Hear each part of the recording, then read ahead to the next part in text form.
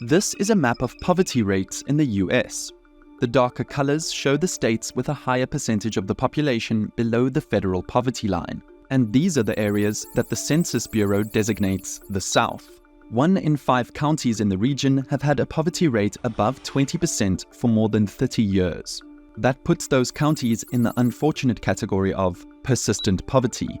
80% of US counties that are considered to be in persistent poverty are in these 16 states. The region has consistently had higher poverty rates than the national average since the US started measuring poverty in 1968 as part of President Johnson's War on Poverty. The problem is so entrenched in the South that it's come to define the region, along with other issues such as healthcare and education. Now, there are some southern states that are doing much better today, like Texas and Florida, but I'd like to focus on the poorest part of the South, the Deep South. It's an issue that's multi-layered, but if we were to try to break it down, we'd start with the geographies of the northern and southern states, since this has had long-lasting effects. In the north, with its mountainous terrain, cold temperatures and shorter growing seasons meant that it wasn't suitable for large-scale agriculture, unlike the south. Because of this, they looked at industrial development instead.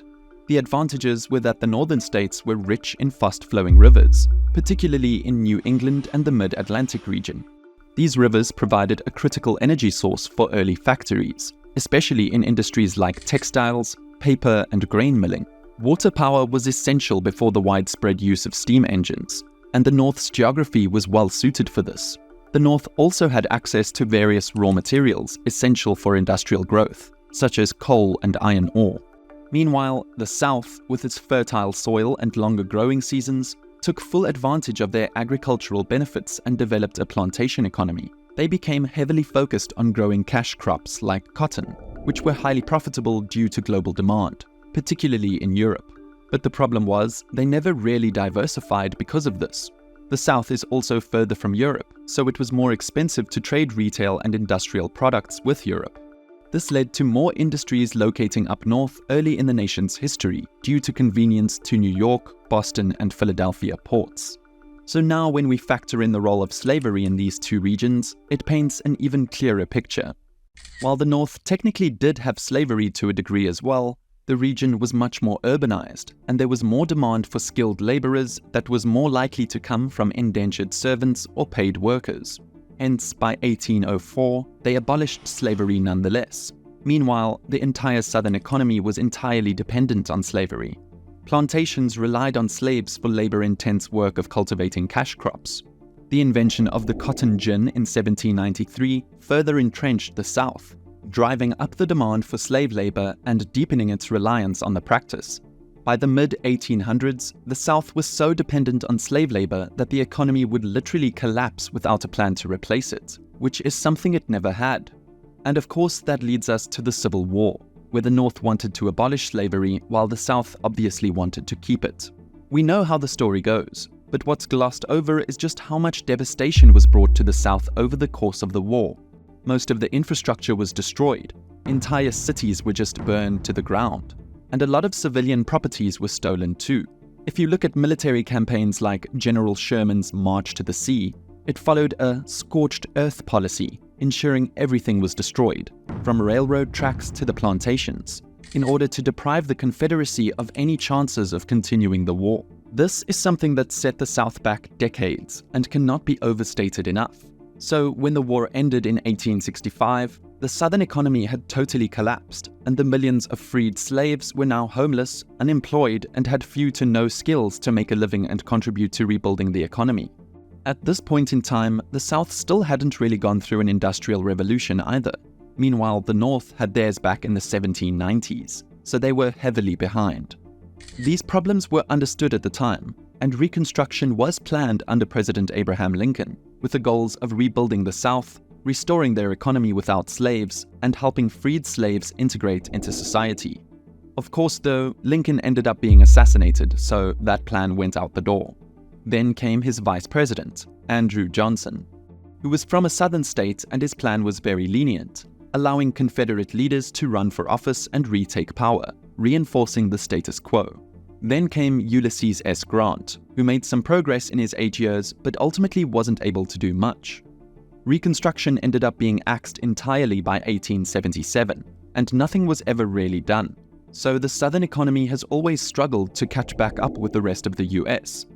Now, the reasons for its ending are a bit nuanced. There was many political drives and congressional disputes that essentially ruined the idea of Reconstruction actually happening after Lincoln's death. But if you want to know how it formally ended after the 13 or so years of nothing really happening, it went like this. The presidential election of 1876 was heavily disputed between Governor Rutherford B. Hayes of Ohio and Governor Samuel J. Tilden of New York. When the votes were counted, it appeared that Tilden had garnered 200,000 more votes than Hayes, but results were unclear in Florida, Louisiana, Oregon, and South Carolina, where both parties claimed victory and alleged tampering. At this point in time, Tilden had 184 electoral votes to Hayes's 165, but those 4 states made up 20 electoral votes. An electoral commission was created to resolve this election crisis, and all 20 of the electoral votes were awarded to Hayes in a 185 to 184 election win for him. Obviously, this didn't come without a major compromise, and the Democrats in Congress were willing to accept this loss in return for a few concessions, with the Republicans agreeing to end Reconstruction at the top of their wish list. And that's exactly what happened. For many in the South, the failure of Reconstruction was a foregone conclusion, if not the goal. There's plenty of examples of countries recovering from being on the losing end of a devastating war in a fraction of that time, like Germany or Japan. But the South never successfully rebuilt because it didn't want to deal with all that came with it, like having federal troops in their cities and repealing racial laws. They wanted to not be bothered by the North at all, so they could get back to living life on their own terms. And that's just what they did. At this point, I understand this video probably sounds more like a history lesson rather than a video about economics, but it's all relevant, and you'll soon see why. So after this, and for the first half of the 20th century, the Jim Crow laws were in place, keeping the black population of the South largely in generational poverty and in segregation. The Jim Crow laws maintained the social order, but were a terrible drag on the economy, and helped keep the South rural, dependent on agriculture and relatively poorer compared to the northern states. The South, even to this day, has the highest percentage of African Americans in the US, with Mississippi, Louisiana, Georgia, and Alabama having the most. So when education was underfunded for them, particularly during the Jim Crow era, they created many citizens who produced way lower outcomes than those in the North. This is something that's had very long-term effects. The reason for this is because the Southern elite, composed largely of former plantation owners, had a vested interest in preserving the status quo, resisting industrialization and modernization because their wealth and power were tied to the agricultural system. So rather than investing in infrastructure, education, or industries that could propel the entire region forward and diversify the economy more, the focus remained on maintaining social control, particularly through segregation and disenfranchisement. Even for poor whites, the Southern elite was not particularly interested in offering quality education. Educating the poor, whether black or white, was seen as potentially disruptive because it could empower people to question the existing power structure or seek better economic opportunities outside of agriculture, which would reduce the elite's control over the labor force. By underinvesting in education, the elite could ensure that the lower classes remained dependent on the agricultural system, limiting their mobility and ensuring that the elite retained their economic and political control. There was also a cultural resistance to change in the South, though. The antebellum South had developed a conservative and traditionalist culture that was slow to adopt new ideas. This resistance to change also manifested in the rejection of Northern industrial models, which placed a higher value on education and skilled labor. Southern leaders were skeptical of Northern-style modernization and viewed it as an encroachment on their way of life. So naturally, when states subjugate a large part of their population to being uneducated and in poverty, it's very hard to become wealthier and so much easier to become poorer. Not to mention that after World War I and especially after World War II, cash crops started to become significantly less in demand, the very things that made the South relatively successful in the first place. It meant that everyone was becoming poorer overall. The rural areas, often left isolated and underdeveloped, also had limited transportation networks and utilities, which discouraged any other types of business investments too. See, poverty is cyclical, especially across large numbers of people. They have the worst economies, so they have the worst pay, so they have the least tax revenue, so they have the least money to fund schools and infrastructure. Eventually, African Americans were fed up with all this, and from a period between 1910 and 1970, over 6 million African Americans left the rural South for northern and western cities in search of better economic opportunities, safety, and escape from Jim Crow laws. This mass exodus represented a significant portion of the South's labor force. Meanwhile, it boosted northern cities by providing a workforce for their expanding industries. Many northern cities experienced a surge in manufacturing, transportation, and construction, partly thanks to the influx of workers, all while depriving the South of labor. If we jump to the present, and more specifically the states in the Deep South, the issue of being resistant to change still remains today. It just manifests in other ways. Sure, there's cities like Huntsville, Alabama, with its aerospace engineering industry, or Charleston, South Carolina, with its burgeoning Silicon Harbor tech sector. But these are more of an outlier than not. The issues remain today because the culture still remains, one of being resistant to progress along pretty much every dimension, especially in terms of social or technological progress. Now, I'm not trying to talk about politics here and say their conservatism is all wrong and that they need a new identity or something like that, because that's not what I mean. It's more so if you don't get with the times, then you're destined to fall behind everyone else who does, which has been the case for a long time now.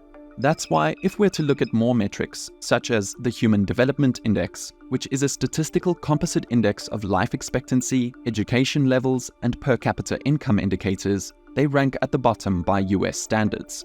Open hostility to progress causes talented people to flee elsewhere and depresses external investment, both of which lead to a self-perpetuating cycle.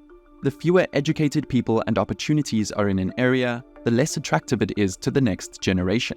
It's a brain drain. A lot of college graduates don't see the Deep South states as attractive options after graduation. Sure, some cities in Texas, North Carolina, Tennessee, and Florida don't have this problem. But again, we're talking Deep South. Not many people are willing to choose to move to Mississippi after graduation because of opportunity, for example. The attractive options are often places that don't have this mindset. Income correlates well with both educational attainment and unemployment. So the South undervaluing education is a major problem in addressing Southern poverty and health disparities. This is part of a broader issue regarding the regressive economic policies, including lower taxes, limited social safety nets, and weaker labor protection that hurt the Deep South. However, it's the state and local policies that underfund and restrict education, and state and local attitudes that undervalue it, not something caused by policy on a national scale. But this sort of anti-progress narrow-mindedness isn't unique to the American Deep South either.